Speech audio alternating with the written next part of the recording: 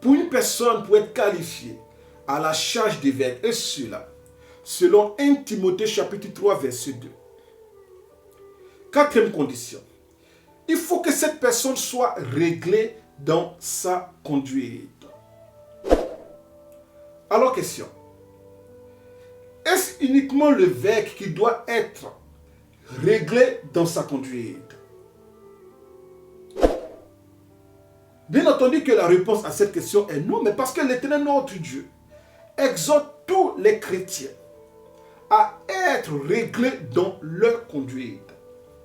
Et cela selon 1 Pierre chapitre 1, verset 15, qui dit, mais puisque celui qui vous a appelé est saint, vous aussi, mais soyez saints dans toute votre conduite. 1 Pierre 1, 15. Mais puisque l'Éternel notre Dieu qui nous a appelés est saint, nous aussi soyons saints, et cela dans toute notre conduite. Alors, question subséquente. Cet imposteur appelé Gédéon, est-il réglé dans sa conduite pour diriger une assemblée dite chrétienne? La réponse est non, mais parce que cet imposteur, pour tous ceux qui le connaissent, est un insulteur public. Tandis que la sainte parole de Dieu nous interdit d'injurier notre prochain. Et cela à la lumière de Matthieu chapitre 5 verset 22, qui dit, mais moi je vous dis, que quiconque se met en colère contre son frère mérite d'être puni par les juges. Celui qui dira à son frère Raka, qui est une injure qui veut dire va là-bas, mérite d'être puni par le Sanhédrin. Et celui qui lui dira insensé mérite d'être puni par le feu de la Guéhenne. Alors je reprends ma question. Est-ce que Gédéon est réglé dans sa conduite?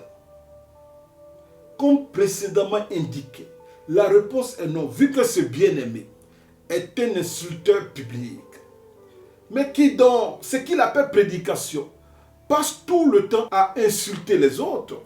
Alors, bien-aimé de Dieu, vidéo témoin. Mais lors de tes sorties dans les quartiers et tout, j'ai remarqué que tu es un peu trop violent avec les personnes qui sont en contradiction avec ce que toi tu dis. Parce que j'ai vu que tu as plusieurs fois attaqué les gens. Parce que quand toi tu parles, ceux qui sont avec toi sont, comme on dit dans notre jargon, sont contents de ce que tu prêches. Et quand quelqu'un est dans la foule et qui dit, il y a un par exemple qui avait cité certains versets qui étaient en contradiction avec ce que tu disais, ça lui, il avait sa façon à lui de comprendre cela. Et il expliquait, et Gédéon a dit, mais toi, tu es dans je sais pas quoi, ça frôlait l'injure en fait. Et tout le monde a commencé à... Vous pouvez répéter un peu textuellement ce qu'il a dit, si vous avez le souvenir. Vive la révolution! Vive la révolution! Vive la révolution chrétienne! Vive la révolution chrétienne! Maranatha! Ceux qui ne sont pas d'accord avec ce qui a été dit, vous êtes des poulets! Vos pasteurs sont des corbeaux! Vos églises sont des poulaillers! Les femmes de vos pasteurs sont des sorcières! Tous les enfants sont des grenouilles! Vous-même, vous êtes une bande de batraciens! Alléluia!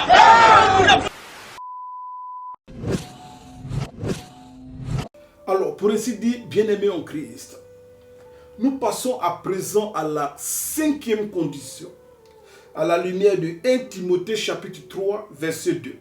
Pour qu'une personne soit qualifiée à la charge d'évêque. Et cette cinquième condition est l'hospitalité. En d'autres termes, l'évêque doit être hospitalier, c'est-à-dire être accueillant, non seulement dans son cœur, mais aussi chez lui.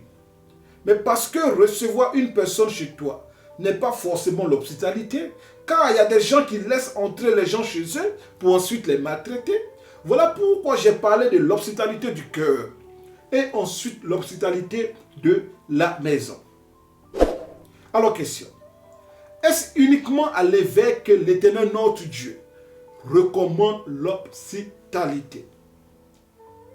Mais bien entendu, la réponse à cette question est non, mais parce que l'Éternel notre Dieu exhorte tous les chrétiens à être hospitaliers. Et cela à la lumière de Romains chapitre 12, verset 13. La Bible dit, pourvoyez aux besoins des saints, exercez l'hospitalité. Exercez quoi? L'hospitalité.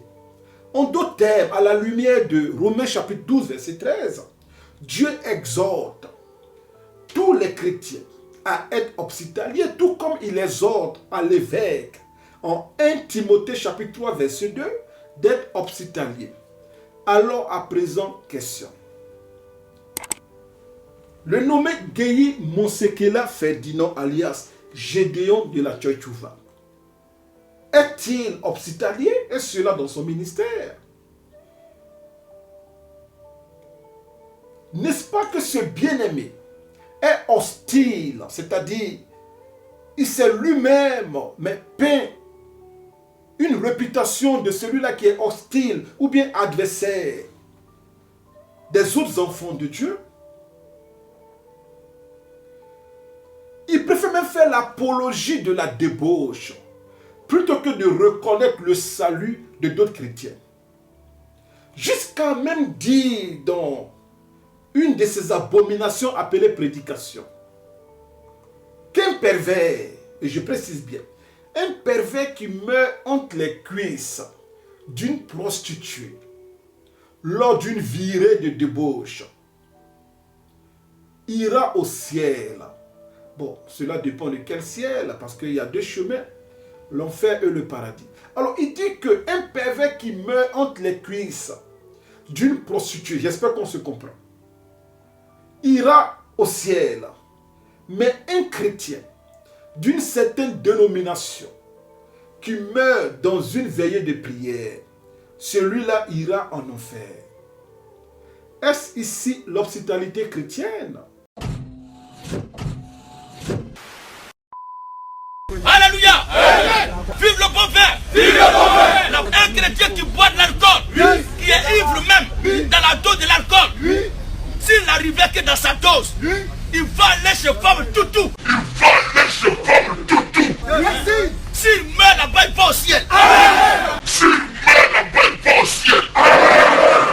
Mais Baptiste, Foursquare, USO, Christianisme Céleste, Adema, Demaba, Miepère, Mieta, témoin de Jéhovah, Assemblée de Dieu, par rectification, Assemblée des démons, qui meurt dans des jeûnes de prière de 30 jours, 30 nuits, ils vont en enfer. Qui meurt dans des jeûnes de prière de 30 jours, 30 nuits, ils vont en enfer.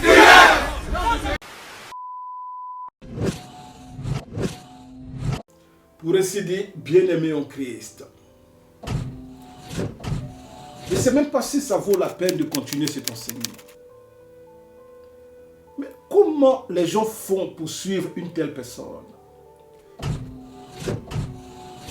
N'est-ce pas ici, mais une preuve d'envoûtement de masse? Mais vers qui ils vont pour que les gens les suivent avec de telles paroles? Quelqu'un même qui se cache pour aller vers la prostituée. Parce que même chrétien ou païen, sa conscience gronde lorsqu'il va chez la prostituée. Alors il est obligé de raser les murs pour entrer dans le lit de perversité de la prostituée. Mais voici un prédicateur qui lui dit, si tu meurs entre les cuisses de la prostituée, tu vas au paradis. Parce que lorsqu'il dit il va au ciel, il sous-entend dans sa confusion le paradis. Et c'est une telle personne qui, même la morale du païen le condamne en allant chez la prostituée. Mais c'est un prédicateur qui lui dit non, c'est pas grave. Lorsque tu vas piquer une crise entre les cuisses de la prostituée, tu iras directement au paradis. Comment les gens font pour prêter même foi à de tels individus? Alors, on va aller vite. 6e condition. Et toujours à la lumière de 1 Timothée chapitre 3 verset 2. Sixième condition pour qu'une personne soit qualifiée à la charge d'évêque. Il faut que cette personne soit propre à l'enseignement. Mais est-ce uniquement l'évêque qui doit être propre à l'enseignement?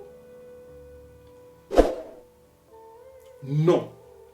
L'Éternel notre Dieu demande à tous les chrétiens d'annoncer la vérité de sa résurrection. Est-ce qu'on se comprend? Je n'ai pas dit que l'Éternel notre Dieu demande à tous les chrétiens de devenir des enseignants. Puisque Jacques même nous déconseille qu'il n'y ait pas parmi nous un grand nombre d'enseignants, vu que nous serons jugés beaucoup plus sévèrement. J'aimerais donner la mauvaise nouvelle à monsieur, mon frère, si je peux le dire, et je le dis, selon ce monde. Vu que c'est aussi une créature de Dieu. Et je te parle ainsi, par pur amour pour ton âme. Très cher Gédéon, est-ce que tu sais que la sainte parole de Dieu nous donne cet avertissement que tous ceux qui enseignent seront jugés beaucoup plus sévèrement. Quand tu lis Jacques chapitre 3 verset 1, la Bible dit, mes frères, qu'il n'y ait pas parmi vous un grand nombre de personnes qui se mettent à enseigner. Car vous savez que nous serons jugés beaucoup plus sévèrement. Gédéon, fais attention.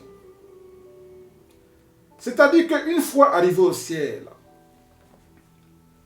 il aura un premier rang. Et ce rang-là, c'est pour ceux qu'on appelle les brebis. Ceux qui ont écouté, mais qui n'ont pas beaucoup parlé. Ceux qui étaient assis sur les bancs. Il aura un rang pour eux et une salle d'audience pour eux. Mais tous ceux qui se sont fait appeler serviteurs de Dieu, tous ceux qui se sont fait appeler enseignants, que ce soit de la dîme, de la polygamie, des pères spirituels, la femme ne peut pas exhorter ou bien même sauver une âme par la parole de sa prédication. Quoi encore? Une femme ne peut pas porter pantalon. Quoi encore? On peut fêter la Noël, on peut fêter le chemin de croix, on peut fêter l'Ascension. La Bible dit qu'il aura un autre rang pour les enseignants. Mais ce rang-là, les juges, ou bien le juge qui sera là-bas, il sera beaucoup plus sévère. Ce ne sera pas le même baromètre de jugement. Différentes salles d'audience, différents baromètres de jugement, différentes sentences. Même si on va tous, ou bien au paradis, et pas moi, mais ceux qui seront trouvés coupables en enfer.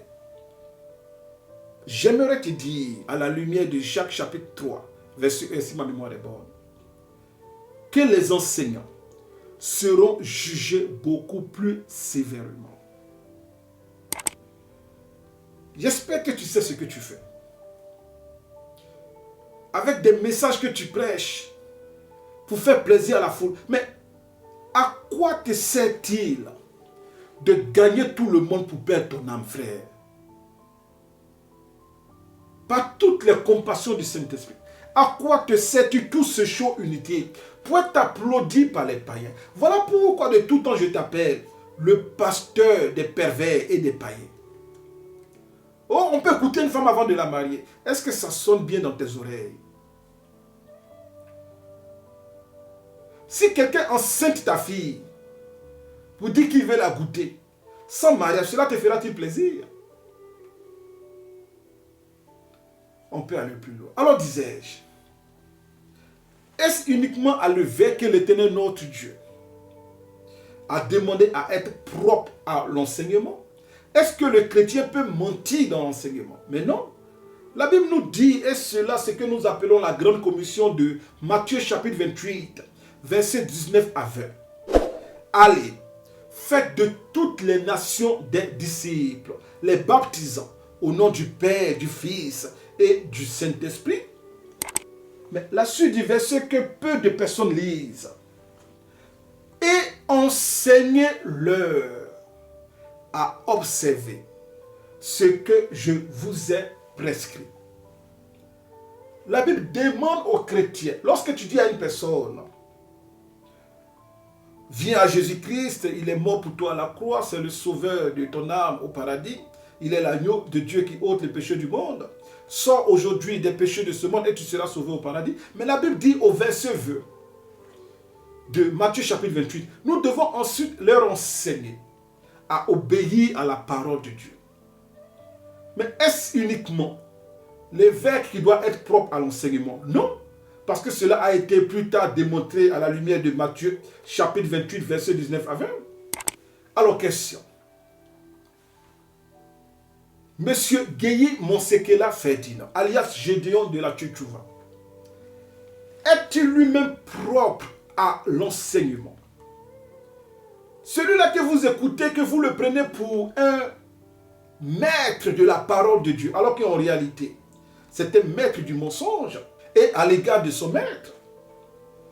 Son maître qui est en réalité Satan, parce que c'est Satan qui est menteur. Lorsqu'il parle et qu'il ment, il parle de son propre chef. Et cela est démontré à la lumière de Jean chapitre 8, verset 44. Alors disais-je, est-ce que le nommé Gédéon est-il propre à l'enseignement? La réponse est non. Puisque Gédéon lui-même, il bafoue le mariage. Le mariage qui est une institution divine, c'est-à-dire une institution de l'Éternel, notre Dieu lui-même. Alors, comment un homme de Dieu peut bafouer une institution qui a été établie par Dieu lui-même? Parce que Dieu a établi le mariage et cela, mais depuis Genèse chapitre 2, voilà pourquoi Genèse chapitre 2 verset 24 dit que l'homme quittera son père et sa mère, s'attachera à sa femme et ils formeront une seule chair. Et plus loin, l'Éternel notre Dieu nous avertit à la lumière de Hébreux chapitre 13 verset 4 qui dit que le mariage soit honoré de tous. Que le mariage soit honoré de tous. Et le lit conjugal exempt de toute souillure. Car Dieu jugera les impudiques et les adultères. Que le mariage soit quoi? Honoré de tous. Et c'est Dieu qui parle. Mais voici Gédéon, le soi-disant serviteur de Dieu, mais qui bafoue le mariage en faisant l'apologie des maîtresses, qui sont elles-mêmes des briseuses de mariage. Bien-aimés de Dieu, vidéo témoin. Quelle que soit la beauté, la qualité, le goût de la nourriture de la maison, frère et sœur, il arrive souvent de manger un peu dehors. C'est pas pour ça qu'on va t'envoyer en enfer. Vive le Kisa.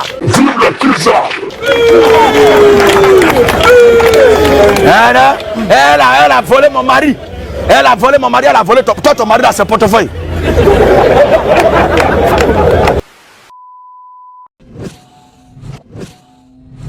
Et bien-aimé de Dieu, voici encore une autre vidéo dans laquelle il y a une sœur qui vient lui poser la question de savoir si une femme couche avec un homme dont on a conscience qu'il est marié, c'est-à-dire une maîtresse qui couche avec un homme marié, est-ce qu'elle va aller en enfer?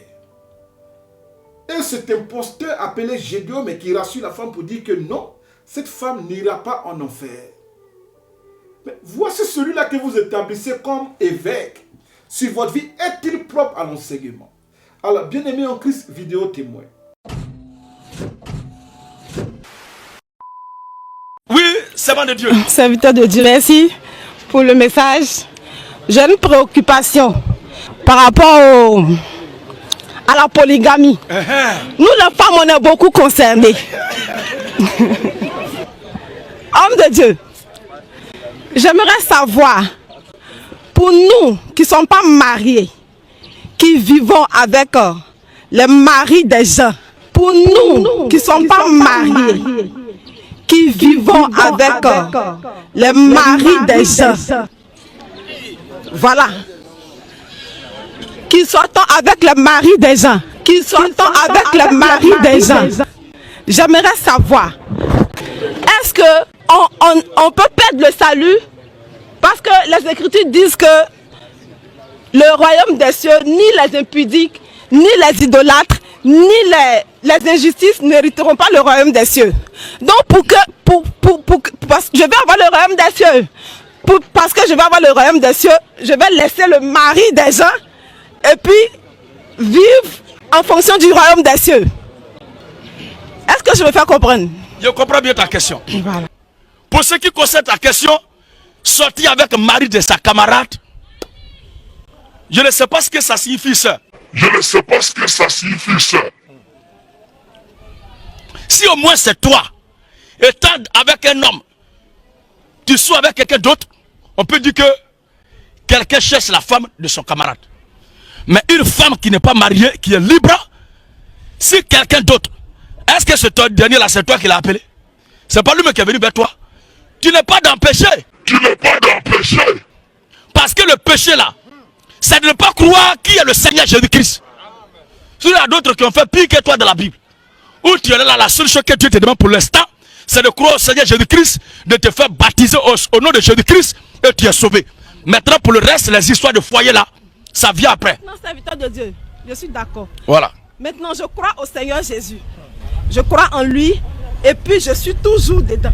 Je crois en lui et puis je suis toujours dedans. Voilà. Je suis toujours dedans. Quel est mon sort? Mais si tu es sauvé, tu ne peux pas être condamné dans la mesure où c'est l'homme là, lui-même qui voulait de toi. C'est lui qui t'a aimé. Maintenant, et puis en plus de ça, les Écritures disent que ni les impudiques. Donc ce que tu vis là, c'est impudicité. C'est ce que je veux comprendre. Non, c'est ce qu'elle demande là. Ce que tu vis là, c'est impudicité. Bon, puisque je suis pas Parce que moi je crois, mais qu'est-ce que tu appelles, tu n'es pas marié? Pour moi, tu es marié. Parce qu'on ne peut pas faire un Français être marié. Parce qu'on ne peut pas faire un Français être marié.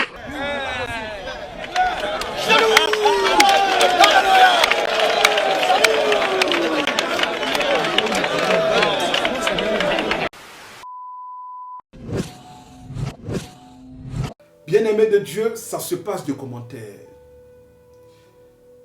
Ça se passe de commentaires.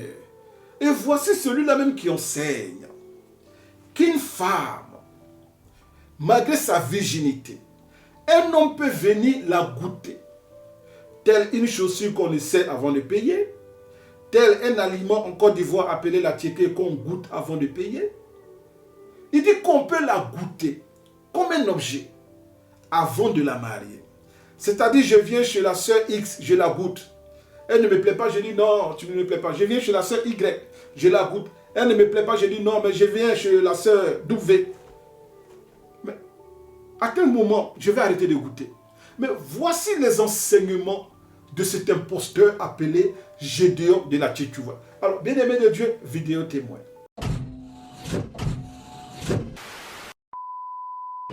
J'ai simplement dit qu'un homme, avant d'engager les procédures de dot pour aller voir les parents de la femme, les deux d'abord doivent coucher ensemble. Un homme, avant d'engager les procédures de dot pour aller voir les parents de la femme, les deux d'abord doivent coucher ensemble. Et c'est ce que la Bible dit.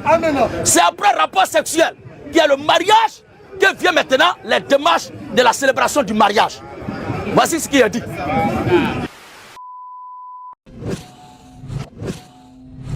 Alors, pour ainsi dire, bien-aimé en Christ, en toute franchise, je ne comprends pas véritablement. Même quand j'essaie de me mettre un temps soit peu à leur place, ce que ces bien-aimés qui sont assis dans cette synagogue, ils font. Oui, des bien-aimés qui se laissent guider par un aveugle notoire et endurci. Et ce n'est pas une injure pour les aveugles physiques. Je parle d'un aveugle spirituel. Alors, qu'est-ce qu'ils font dans cette salle? Bien plus, je ne comprends même pas les sœurs qui sont traitées comme de vulgaires objets. Toi, ma sœur, qui a ton mari, et tu entends quelqu'un dire que celui qui couche avec ton mari n'a pas péché. Vive les tisa. En d'autres termes, vive les maîtres. Et tu es assis, tu l'écoutes. Mais quand tu dis Amen à cette parole, mais que ce qu'il a prêché t'arrive dans ton foyer. Et comme ça, tu sauras que tu as véritablement un bon évêque sur ta vie. Et il y a même des sœurs à qui on dit, mais on peut te goûter avant de te marier. C'est-à-dire que lorsque tu es assis dans cette synagogue, Un frère peut venir te blaguer, coucher avec toi et puis dire aux autres, mais je l'ai goûté, mais voilà à quoi ressemble son corps. Laissez tomber, je vais essayer une autre, je vais vous faire le compte rendu. Vous faites quoi dans cette synagogue? Comme disais-je tantôt, on ne peut pas empêcher quelqu'un qui se jette de lui-même dans une piscine d'être mouillé. Alors disais-je, lorsqu'on prêche 1 Timothée chapitre 3 verset 2 à ce bien-aimé, alors il dit que c'est seulement l'évêque qui doit être irréprochable, mari d'une seule femme, sobre, modéré dans sa conduite, hospitalier et plus loin, propre à l'enseignement. Mais cela ne concerne pas le chrétien. Alors, à présent, nous allons passer à ce deuxième passage biblique du Nouveau Testament qui condamne de façon claire la polygamie, et cela dans l'Église du Seigneur Jésus-Christ. Alors, ce passage est celui-là.